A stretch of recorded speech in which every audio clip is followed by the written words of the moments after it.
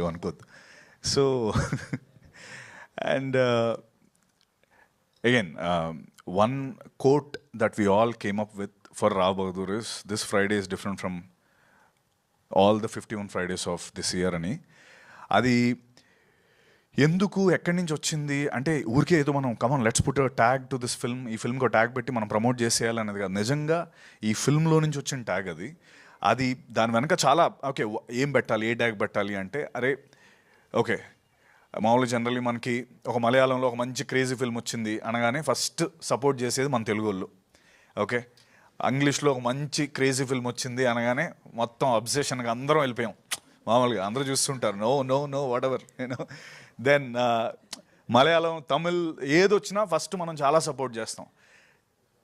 ఈ July 3rd Friday మన సినిమాని మిగతా ఇండస్ట్రీలో అంతే సపోర్ట్ చేస్తారు. ఈ అంతలాగా అరే అమ్మ తెలుగులో ఏదో క్రేజీ ఫిల్మ్ వచ్చిందిరా రా బహదూర్ అంట అన్నది అక్కడి నుంచి అలా చర్న్ అయ్యి this 1 Friday is different from all the 51 Fridays అనే ఒక కాయిన్ అయింది, ఒక టర్మ్.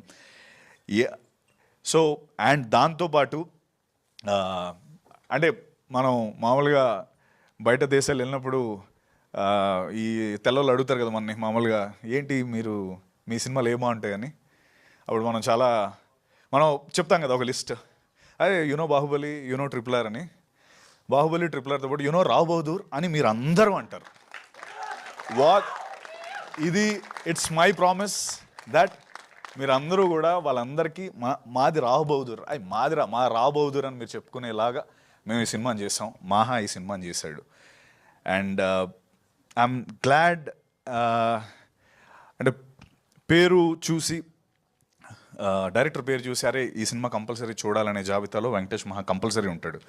ఎందుకంటే తను కంచరపాలెం అనే సినిమా తీసి, ఉమామహేశ్వర గ్రూపస్య నాతో పాటు తీసి మేమిద్దరం కలిసి, తర్వాత ఇంకో ఈ ఫిల్మ్కి ఎందుకు ఇంత గ్యాప్ వచ్చింది, ఎందుకు ఒక 3-4 years దానిపైన అలా చర్న్ అయ్యాడంటే, తను అన్నాడు ఇందాక నా ప్రైమ్ లైఫ్ నేను ఈ సినిమా పైన పెట్టానని. అది ఎంత ట్రూ అంటే he can do any other film.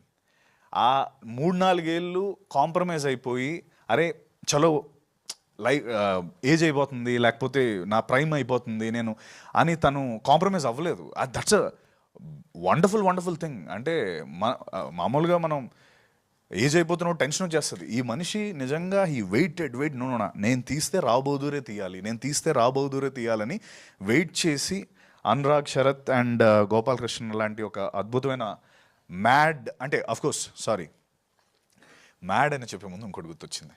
ఈ సినిమాలో ఒక బంచ్ ఆఫ్ పిచ్చి మ్యాడ్ పీపుల్ ఉన్నారు. ఆ మ్యాడ్ పీపుల్లో అనురాగ్, శరత్,